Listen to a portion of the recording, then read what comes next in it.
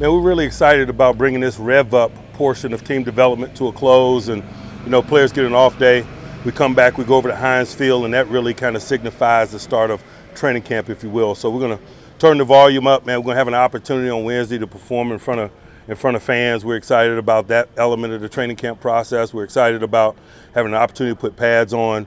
But make no mistake, we got a lot of good work done out here, laid some foundational things, established some codes of conduct, if you will, familiarize them with the schedule and how we work, not only on the field but in the classroom. And so good use of that time. Guys had an opportunity to learn and display that learning and make some plays, and we look forward to that continue and expect it to.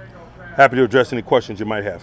Coach, it looked like the Antoine Brooks came off the field. Is injury serious? What's the status? It's not. It's not.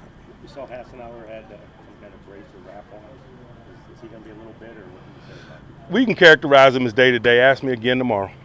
I can't tomorrow. Well, then the next day.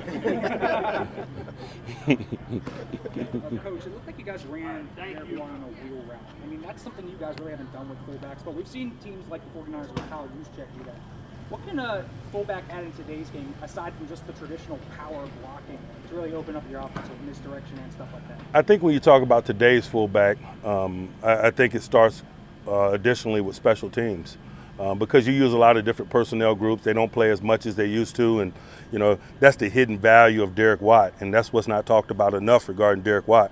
He's our fullback, and we utilize him, and we could talk about whether or not we choose to throw him the ball or use him on lead blocks and so forth, but he's a core component of our special teams unit, and I didn't want to miss that point as well. Does Matt Canada's offense give him more opportunities to be featured in the offense? To be determined. It's only a short sample size, but how is Trey Turner blended in with your guys? I think he fits in well. He's a football lover.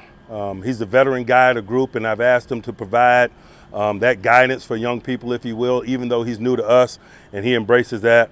We're excited to have him. Mike, what's the importance of that intangible, to have that kind of veteran guy in the room when coaches aren't around? I just ask those guys to be themselves, and he's a guy that brings experience, 7 years of pro experience. I think he's a 5-time Pro Bowler. It'd be selfish for him not to share that perspective. Mike, we haven't seen Zach Banner do much since the first day. Did he have a setback, or is that just precaution? No setbacks, man. We're excited about where he is, and we'll just keep moving forward with this process. And, some of the guys that maybe you guys have had questions about regarding participation, it'll pick up as we transition to the stadium.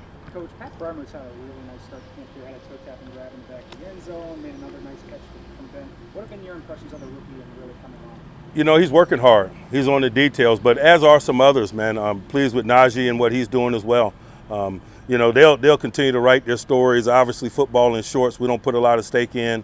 As we put the pads on, man, we're excited to see what they bring.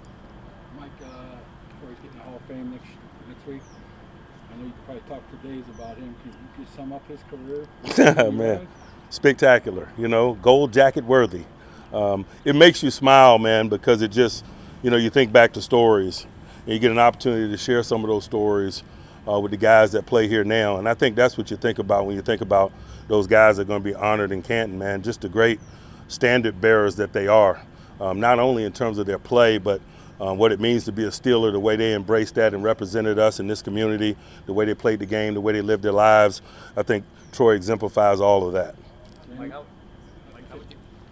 is there anything that ever stood out to you that another guy could ever replicate what he does? Man, they better just be themselves, man. And I'm sure Troy would tell them that. Be their best selves. What was your relationship like with him off the field? What was he? I know he's a deep guy. What was those conversations like? Very natural, and he is a deep guy, but also a very warm and welcoming guy. Man, we had good talks about football and about life. Like a lot of these relationships, it was very normal.